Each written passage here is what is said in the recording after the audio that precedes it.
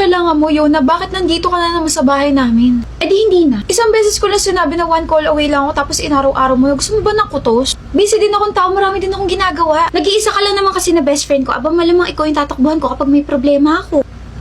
Anong ginagawa? Ina-unfriend na kita sa lahat ng socials para hindi na tayo friends. Oh, mananapak ka na naman. Umayos ka kasi, Cav. Seryoso ako rito. Kailangan ko ng advice mo kasi gulong-gulo na ako. Iyak ka muna. Oh, nakakaawa ka naman. Ano ba yun? Nag-away kami ni Rain. Mag-break kayo. Anong klaseng advice yan? Para hindi ka na gulong-gulo. Kapag walang boyfriend, walang problema. Single ka lang. So ito na nga, nag-away kami and I need your opinion kasi yung nangyari, grabe, nakakairita. Bakit hindi mo na naman ako pinapansin, babe? Ewan ko sa'yo. Anong ewan mo sa'kin? Pwede ba yun? Ayan na naman yung side eye mo. Sabihin mo na lang kung ano yung problema so I can fix it. Eh di hulaan mo. Ano, hindi pa rin tayo bata? Hindi mo pa rin ako papansinin, Yona? Nung araw na tayong ganito. Hindi mo talaga alam kung bakit ako ganito? Hindi nga. Mas magtiis ka dyan. Yona, I'm starting to get pissed. Then pissed off. Sinabi mo yun? Oo, paano? Iritang-irita na ako sa kanya. Hindi niya alam kung bakit ako galit sa kanya. Hindi niya alam kung paano ako suyo and like boyfriend kita, you should do something about it. So bakit galit ka sa kanya? Oh! Rain! Can you help me?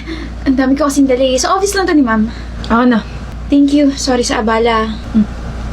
Yun yung dahilan kung bakit ako galit kay Rain. Kasi yung babaeng yun, alam ko may gusto siya sa kanya. Kahit sino masasabi na may gusto siya sa boyfriend ko. Tapos he was like, akin na tulungan na kita.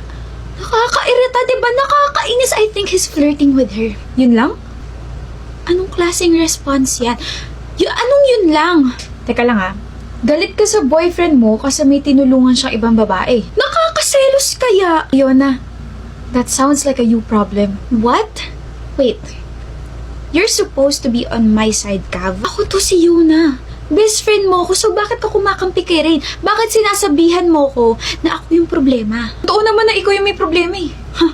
I-comfort mo ako. Ayoko nga. I want to confront you instead of comforting you kasi at this point, ganito yung brain mo. Cav! Ganito kasi pagkakanarate mo sa story. Maraming dala mabibigat yung babae na padaan yung boyfriend mo tapos sa tingin mo naglalandian sila. Ngayon ang tanong ko, nakita mo ba na she was struggling when she asked for his help? Oh, di sa tingin ko ikaw yung may problema kasi sa pagkakaintindi ko, he helped the girl kasi nagpatulong si girl and he did that out of kindness. I mean, tapos hindi mo pa sinasabi kung bakit ka galit sa kanya.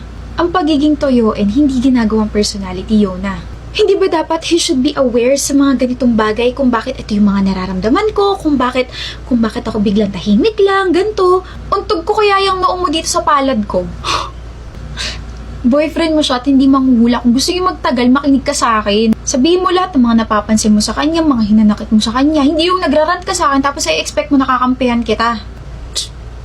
Sabihin mo nga, may boyfriend ka na, no? Utot, na-stress ako sa'yo, ilibre mo ko, ha? Baka matunaw naman yung engagement ring mo, ha? Thank you, Cav. Hindi naman ako yung nag-propose, baliw. Hindi ko rin naman binili yan, so ba't ka nagte-thank you? Rain is my first boyfriend, diba? He's patient, he's very kind. Pero akala ko talaga tama yung mga ginagawa ko sa kanya. Tama yung mga sinasabi ko sa kanya. So kung hindi mo ako ni-real talk 8 years ago, oh my gosh, hindi kami aabot sa ganito ni Rain. Hala siya. I know you hate cheesy lines, but you really played a huge role in our relationship, so thank you. Well, sabi nga nila, an honest truth is better than a comforting lie. So you're welcome and happy engagement sa'yo. I love you, best friend. Ew, ang corny mo. Grabe siya kapag sa akin, kapag sa asawa mo, I love you too. Tandaan mo to, Cav, I raised you. Kaya pala mas matangkad ako sa'yo, no? Ewan ko sa'yo. Pikon. Mahal, you will be cancelled. Did you hear me? You will be cancelled by everyone. That's what you get for touching someone who isn't yours. May hinawa ka na kung hindi sa akin? Are you talking about the pizza that I ate sa ref? Hindi ko naman alam na sa'yo pala yun eh. Makakancel na ba ako dahil doon? I don't care about your freaking issues, okay? Delete the video! Delete it in front of me! Yung video na nangungulangot ka? Sorry na, mahal! Dahil kung hindi, bibiling ko lahat ng pamilya mo, lahat ng magulang mo, mga kapatid mo, bibiling ko sila lahat hanggang maging ulila ka. Mahal, ulila naman talaga ako. Oh, ano ba nangyayari sa'yo? Sorry, Zach. I was trying to channel my favorite character sa Slay na si Amelie. Ang ganda niya kasi tapos ang tapang niya tapos ang iconic pa ng mga lines niya. Sino yun? Si Amelie, yung character sa Slay. Ano yung slay? Okay, so this is a mystery series sa GMA wherein these four women, si Liv, si Yana, si Sugar, tsaka si Amelie, meron silang motive to kill this fitness influencer na si Zach. Kaso, Zach? Ako? Anyway, kaso, namatay si Zach sa isang gym fire and these four women, they found themselves na nadamay sa pagkamatay niya. Curious ako Tapos ang pumatay, Sino kaya yung pumatay sa kanya? Panoorin po natin sa GMA Prime, Mondays to Thursdays, 9:30 p.m. Babe, sino? Panoorin mo na lang. Mahal! Sabi ko na late ka na naman eh. Sorry na, Lia. Traffic eh. Traffic ba talaga o baka na late ka ng gising? Parehas. Bumawi ka. Ano gusto mo? Can't say no challenge. Gusto ko ng cellphone. Ako ayoko. Oh my gosh, bilang mo na lang ako ng PlayStation. Kapag nawala na yung word na play sa PlayStation, sige, ilibre mo na lang ako ng massage. Ako na magmamasahe sa'yo tapos uunahin ko yung bibig mo sa sobrang dami mong gusto. Can't say no challenge. Ngayon, di ba kainin mo na lang ako? O ito, mag-Wafers Chocobar ka muna. Can't say no talaga sa Wafers Choco Bar. May crispy wafer layers na at sobrang sarap na cream filling pa. Sarap naman nito, lasang-lasa yung chocolate. Yan lang pala makakapagpakalma sa'yo Alam ko na! Keisha, buy me a whole box of Wafers Choco Bar. Hindi pa tayo tapos sa game, no? Hindi ka pa kaya nakakabawi. Anak nang. Ngayon lang kita nakita rito sa department namin. I'm Kara. Dennis. Ang pogi mo. May girlfriend ka? I just wanna make sure kasi crush na yata kita. Wala. Sure ka? Baka mamaya may sumabunot bigla sa akin or biglang may mag-DM sa akin na you don't know me but I know Dennis. We've been in a relationship for... Never pa ako nagkaka-girlfriend. Ako, pwede mo ako maging girlfriend. I mean, crush. No thanks. Nga pala, baka isipin mo kasi interesado ako sa'yo. I'm just being honest. May charger ka ba? Meron, type C ba? Sakto lobat kasi ako. Nalobat first sight sa'yo. Kung hindi ka naniniwala sa love at first sight, sa second sight, third sight, fourth sight, fifth sight, Hindi ako naniniwala sa love. sa crush, naniniwala ka bang crush kita? Crush kasi na papugyan ka sa akin. Lilipas din yan. Kung ako sa'yo, huwag mo na sayangin yung oras mo sa akin, miss. Iba na lang yung kulitin mo. Ano yan? Ba't may sugat ka sa tuhod? Wala na tapilok. Just mind your own business, miss. Band-aid. Di ko kailangan yan. Kapag nalagyan niya ng infection, sisisihin ko sarili ko kasi hindi mo yan natapalan ng band-aid kahit inalok kita. Umuulan. Hi, Dennis. Wala akong payong kaya huwag ka na umasa sasabayan kita, miss. So, kung may payong ka, maisasabay mo ko? Hindi. Susungitan kita hanggang sa ma-turn off ka sa akin. I told you, lilipas din yan. Alam mo, kahit sungitan mo ko, ang gwapo mo pa rin.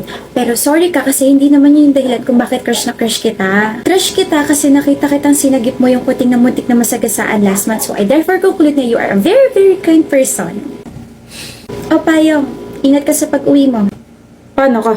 Oh, I have extra. Nagdadala talaga ako ng isa pa just in case na may friend or kakilala akong walang dalang payong. Huwag mo na isa sa oli sa akin to maulan na sa mga susunod na araw, next week, next month, next year, and next year. Bye, Dennis! See you tomorrow! Good morning, Dennis. Kumain ka na ba? Hindi ako gutom, miss. Hala, hindi ka ba nagpa-breakfast? Here, take my sandwich. Ayoko.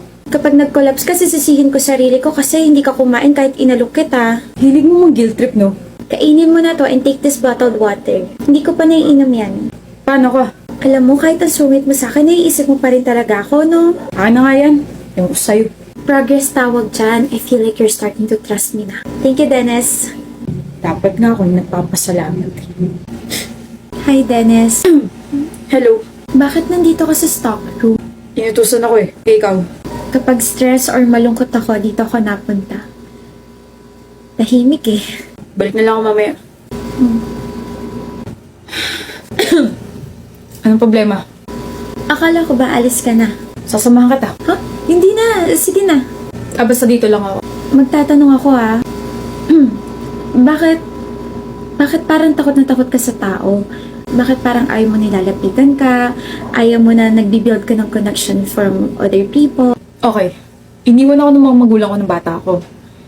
Yung nanay ko namatay, tapos yung tatay ko sumama sa ibang pamilya. Nahanap ko siya last month, kaso sinabi niya na lumayo na lang daw ako. Lumaki ako sa tito at sa tita ko, kaso hindi naging maganda yung trato nila sa akin, kaya pinursige ko talaga na makaalis sa poder nila, kaya eto na ako ngayon. I'm currently living alone. Kaya kapag may gustong pumasok sa buhay ko, iniisip ko kaagad na iiwan nila ako. Naiiwan mo rin ako pagdating ng panahon. Kaya huwag mo na sayangin yung oras mo sa akin. Hindi naman kita iiwan eh. Kara. Oh, sinabi mo na yung pangalan ko. Nagdudugo yung ilong mo. Kara! Pagdating ng Pasko, bigayan na ng regalo, magdaming aginaldo. Tawad! Ayoko! Palawan pay mo na, good as cash ang padala. Join na sa Peragalo. Ano ba? Sabing tawad, di ba? Kuya, gusto ko lang na mangangaroling eh. Mangangaroling ka tapos dito sa bahay natin? Wala nga sabi. Kahit ipalawan pay mo na kahit anong amount tatanggap ako, kuya. Aba, demanding show. Nangangaroling ako kasi naghahanap ako ng pwedeng sumali sa raffle namin. Raffle ba ka mo? May premyo ba yan? Big time, kuya. Pwede kang manalo ng limpak-limpak na cash in the form of Palawan Pay credits, Yamaha NMAX, at marami pang iba. Details nga dali, may 50 ka sa akin mamaya. Since gumagamit ka naman ng Palawan Pay, pwedeng-pwede ka rito sumali sa raffle namin. Gamitin mo lang yung pinakabagong send gifts feature sa app and earn up to 5 raffle entries. Mag-send gifts lang to at least 2 recipients with a minimum amount of 50 pesos per recipient. Promo is until December 31. Sandali. Ayan, nag-send na ako ng 50 pesos sa'yo, tapos makapag-send na nga rin sa 10 kong inaanak na aginaldo. Yan, napadala ko na sa kanila 10 in one go. Sobrang bilis. Win-win ka dito, kuya. Madali mo na kami ng pamaskuhan. Nagkaroon ka pa ng chance to win the exciting prizes. Salamat sa sinend mo. May pambili na ako ng lipstick storage. Masok ka na nga, kakain na raw, sabi ni mama. Mga ngaruling pa ako. Hamon ulam. Merry Christmas, mama! Grabing panahon to. Sorry ang hot ko kasi. Oh, ayan. Itapat mo yung fan sa sarili mo para naman tumigil ka kakabuhat ng sarili mong bangko.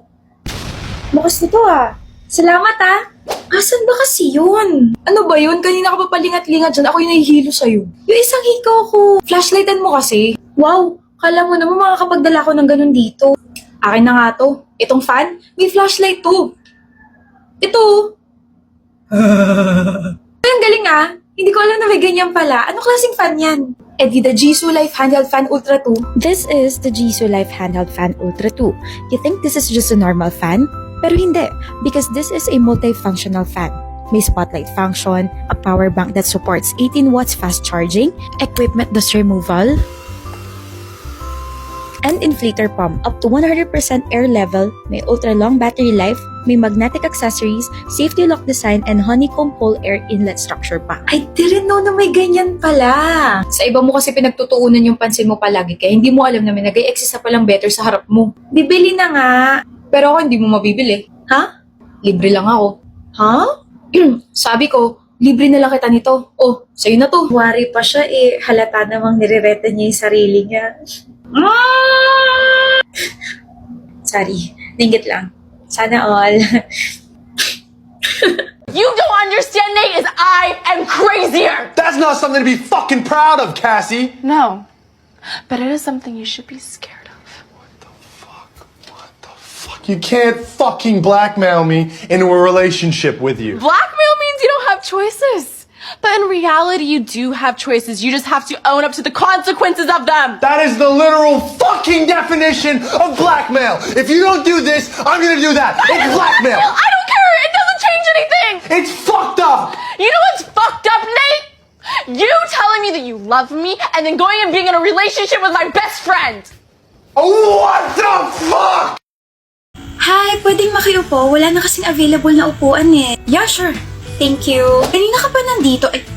Sorry, ang FC.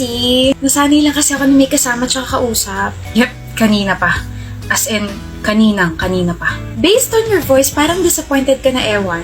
My sister ditched me. Like, we were supposed to meet here and then kukunin ko sa kanya yung laptop ko because I need to watch a new series. But surprise, hindi niya ako sinipot. Ayaw mo sa phone? Pwede naman, kaso mas maganda kasi panoorin niyo sa laptop. Like, mas kita mo yung effects, yung powers, yung characters, ganun. Oo nga naman, same. Pero I'm intrigued. Ano ba series yan? Gen V. Gen V? Sorry po, hindi na po mauulit. Gen V? The spin-off series of The Boys?